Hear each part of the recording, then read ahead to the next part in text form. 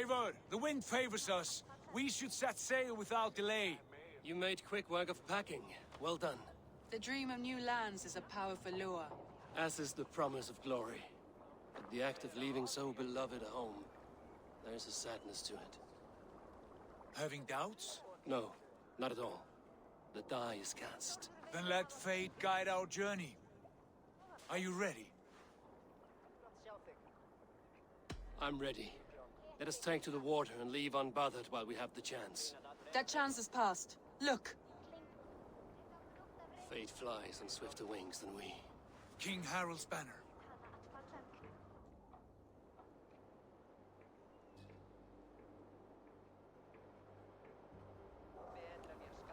Sigurd, what is this assembly? What are you planning?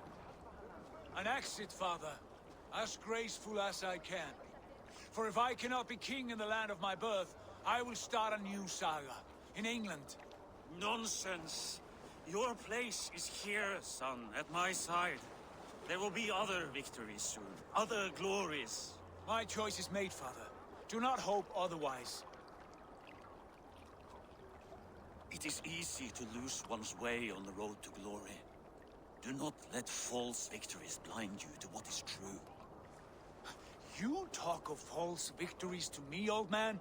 A sad old bear who destroyed his honor with one bent knee. The further I sail from this place, the louder I will sing. I will be his anchor, Lord. No. You must be his better half. May Agir bless your voyage.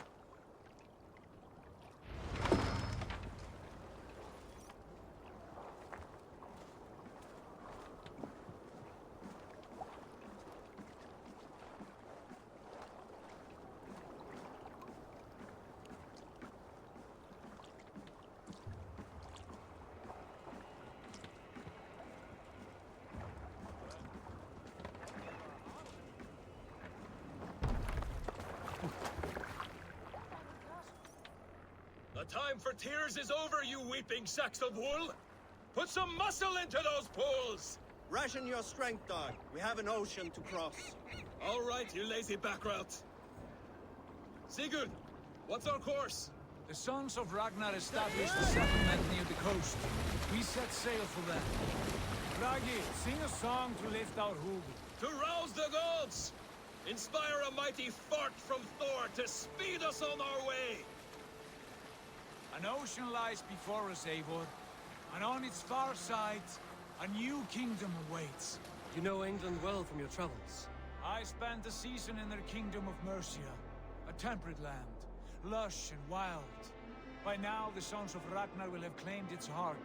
Do we mean to join their army? They will join ours.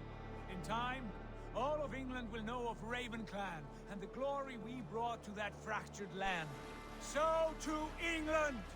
Glory and destiny! To England! To England! For Valhalla!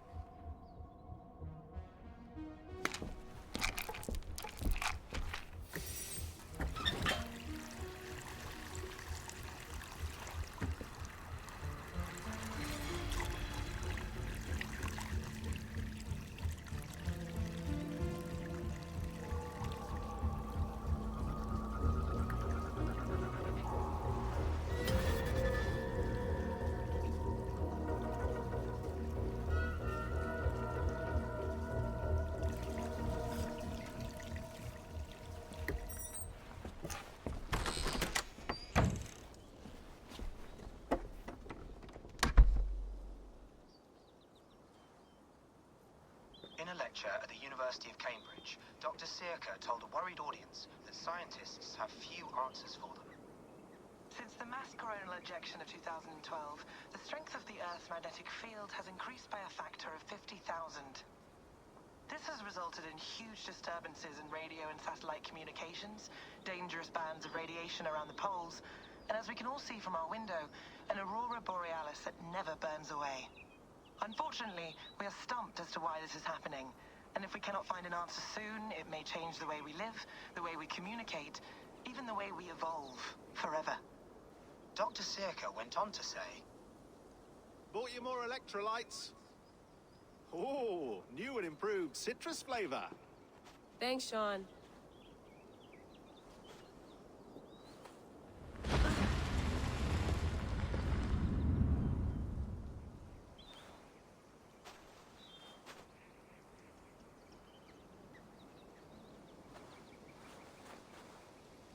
How do we fix this? How are you the key to everything?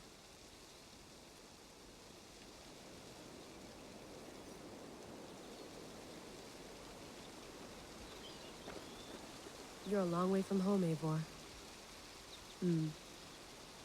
I'd rather walk into town than use this.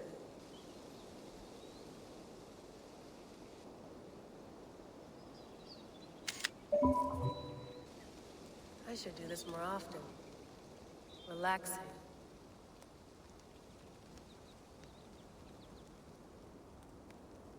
We'd love to play around, but I have bigger things on my mind. And that is... what? Oh, mint tea is not actually tea, Bex. It's an infusion. It's really just dirty, minty water. I don't care what you call it, Shaun. Did you buy any? Of course I did, love. Hey, sorry about pulling you out. The generator was sputtering.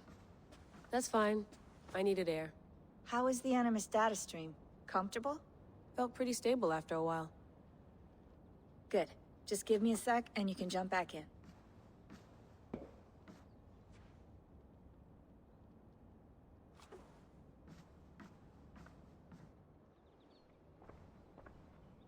Another satellite came down. Did you see? I did. One of Abstergo's. That's good. Well, most of North America just lost its GPS service, so... depends what you mean by good, really.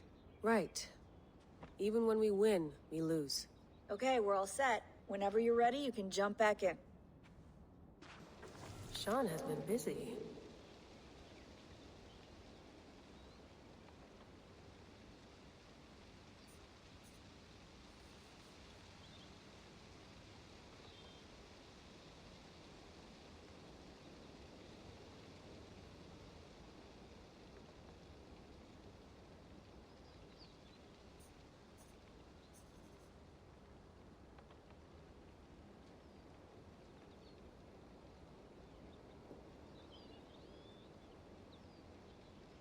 You mind if I put some music on? Go for it. Cool. That's quite nice. Soothing.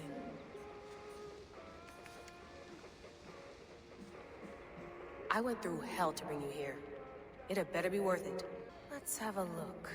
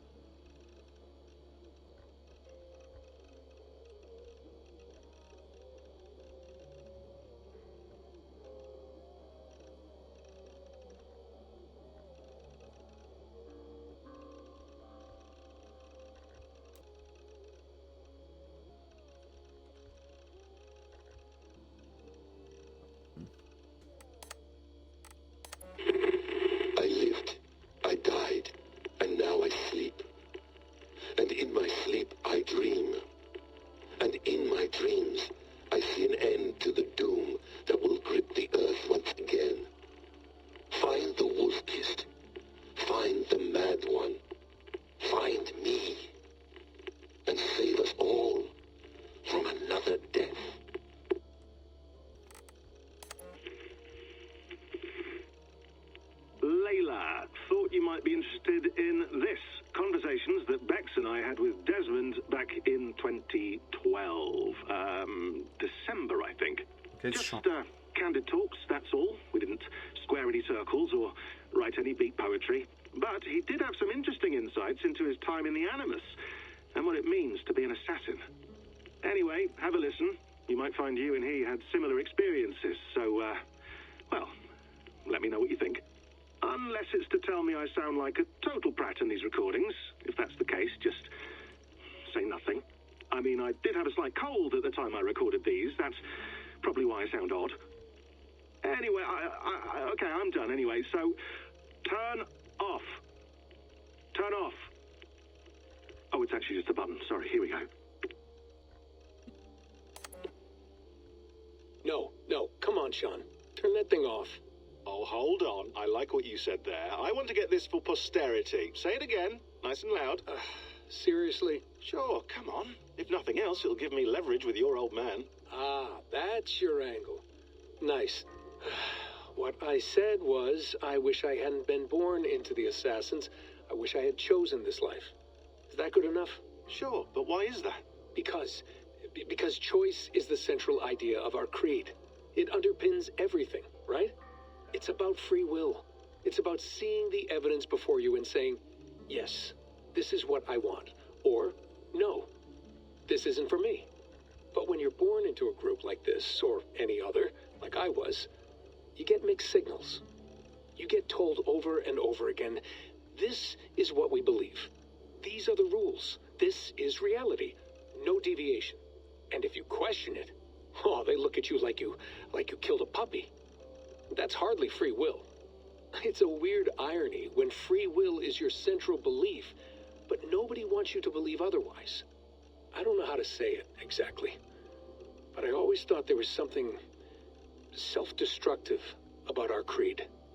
If free will is the most important moral guidepost we have, we should be free to ignore it. To choose submission, for example. You know what I mean? Like, we should be free to side with the Templars.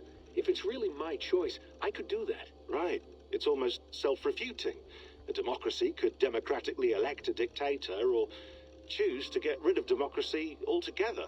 Within our creed is the seed of its own destruction. That's what makes it powerful, I think. And fragile. Right. The more freedom you have, the more risky it is, you know? Anyway, my dad has mellowed over the years, but he was strict when we lived on the farm.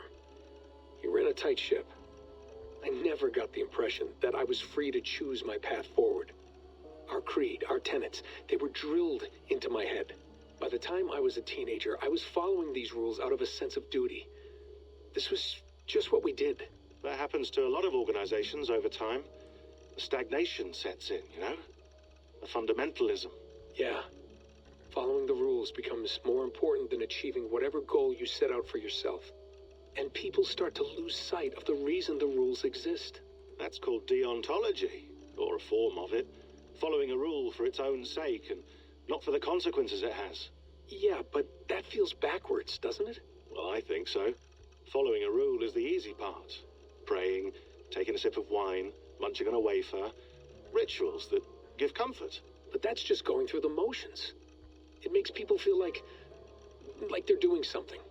When the hard work is, well, actually getting off your ass and doing something productive. I think people just want boundaries. Tight boundaries. They want to see the four walls that pen them in. I don't disagree. Anything outside that, anything that makes life more complex, that's scary. That's why I envy you. You chose this life. You went through that process and you decided, yes, I believe in this. Sure. It didn't stop me from being an insufferable know-it-all as a teenager, but I see your point. I would have loved to have been a know-it-all. I knew nothing. Not until you guys found me. Yeah. It wasn't until I met you, and Bex and Lucy, that I knew. I knew I wanted to be an assassin. Oh, thanks, Des. Come here. Bring it in, bud. I don't normally like touching, but I'll make an exception now. I am not hugging you. You sure? Because I smell very nice today. Can you just turn that off? Hold on, I'll just set this here. Do you guys record everything we talk about? Not everything, but you've been using the Animus so much, I thought this was a good chance to learn some things about prolonged exposure. So I'm your guinea pig. No, my guinea pigs are all dead. The Animus was too much for them to handle. Cute. Can I ask you about the bleeding effect? Any recent flashes? Any memories resurfacing? Yeah, the usual things. Ghost images of Altair and Ezio a few times a day. Nothing intrusive, just brief moments. They pass quickly, almost without me noticing. Like a figure in the corner of my eye. Or remembering a dream from the night before. I did have one extended hallucination a few days ago. It was Ezio. He was older, around the time he left Cappadocia. He was standing on the deck of a ship, alone. And through him, I could feel an intense regret or guilt. And it felt to me like he'd had a loss of faith in himself, in the creed, like he couldn't keep it up, couldn't stay true to his ideals. And as I watched him, I thought, is this the moment he decided he was done being an assassin? It felt like it. Anyway, most of my visions have been brief, lasting just a few seconds. They're like complete memories of small moments that appear suddenly out of nowhere, fully formed. It's a strange feeling. Okay, anything else? I'm starting to see Connor now, too. Though I hear his voice more often than I see him.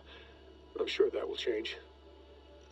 Oh, yeah, and yesterday, just before bed, I had a memory of being on a beach in the Caribbean with a bunch of sailors. Or maybe they were pirates. I don't know. No idea. Huh. We'll look into that. And how do you feel in general? In general? Well, I feel older, for one. Much older. And it's strangely comforting. I'm collecting the memories and skills and thoughts of so many people. I feel like I've lived a few hundred years or more. Is it possible that if I do this for too long, it'll push my own memories aside? That I'll be everyone but myself after a while? It's possible. That's called identity substitution. It's happened before, but it's rare. And someone with your background shouldn't need to worry. My background? You mean someone with my genes? My abilities?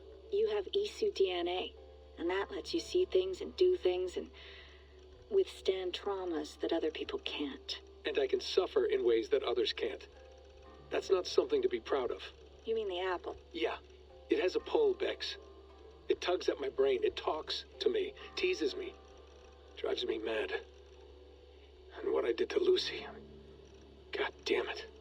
Nothing is worth the damage I did. The pain I caused. I know.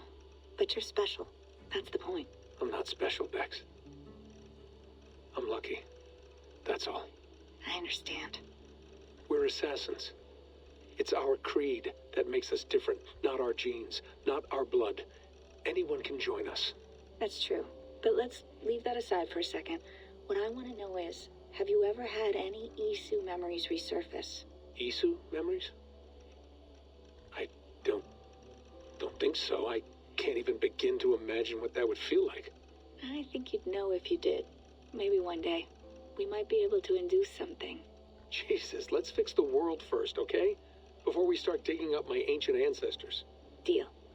With my luck, I'll be related to some third-rate Isu like Sisyphus or something. Way to aim high, buddy. Hey, you gotta.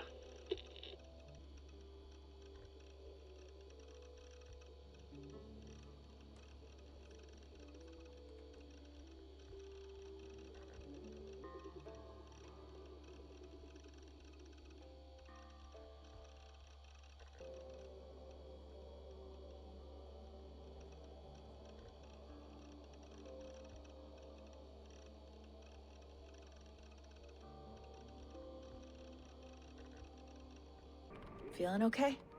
Better. But I'm worried that it could happen again. The two data streams. I can't promise it won't. I barely understand it myself. It felt like two minds, fighting over one brain. It hurt like a shotgun to the head. Right. There's something about this Viking's DNA sample that feels dense, noisy. Could it be the staff? Interfering somehow? How do you mean? My headaches, my temper.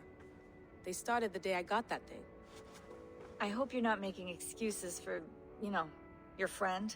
Jesus, no. I'm not. Sorry. Just take it easy. And if you feel yourself slipping again, let us know. I'm trying. I really am. Hello, Leyla. Shaun, what do you make of the grave out there? Well, it overturns a few hundred years of scholarship about the first Europeans to set foot in North America. Apart from that, it's just a bunch of muddy bones, isn't it? Can we talk about this thing on my neck for a second? Ah, the mood stabilizer. Yes. It's not harmful, is it? I mean, I feel good, but I want to make sure there's no side effects. There shouldn't be. It's only blocking outside signals, a passive effect. So the staff doesn't, you know, mess with you. Shaun, what happened last year, I had no control over that. I tried to resist. I understand. And your old team, maybe they don't. But we've seen that sort of thing before. Still, if you want to work with us and get to the bottom of why the world is about to end for the second time in 8 years, then you wear that thing until we say otherwise. William's orders. I know. It's not a problem. It's just a few more weeks, yeah? Just until we figure this out. You're right. I know you're right.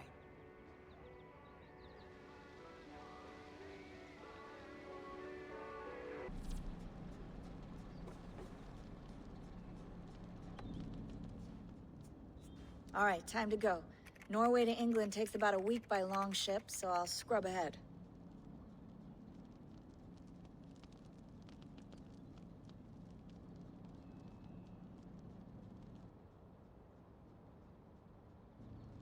Leyla, you okay? Sorry. Can you play the message again? We have the transcript if you're looking for something. I can No, go and... I want to hear it. Okay. I don't mean to be cryptic. It's just... that message led us here. To this place. To a Norse grave in North America. So those bones out there are the only lead we have. Our only chance at fixing this planet before it's too late. Here it is. I lived, I died, and now I sleep. And in my sleep I dream. And in my dreams I see an end to the doom that will grip the earth once again. Find the wolf-kissed. Find the mad one. Find me. And save us all from another death. Unsettling, that is. That pulse in the message. Are you sure it's just coordinates? Nothing else? Nothing I can find. Okay, I'm ready. Here we go.